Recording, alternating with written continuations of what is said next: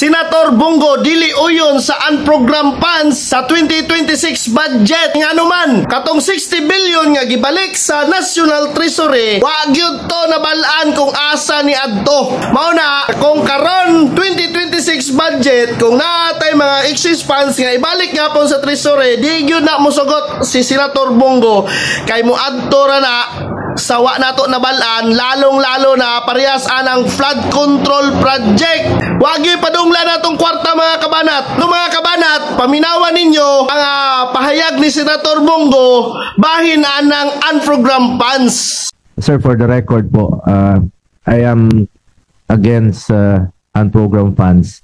Hindi na natin kontrolado saan napupunta yon at nagiging source na po ng corruption at ginagawa pong gatasan ng iilan po. Concern lang po ako sa pera ng gobyerno. Dapat po maibalik po sa taong bayan.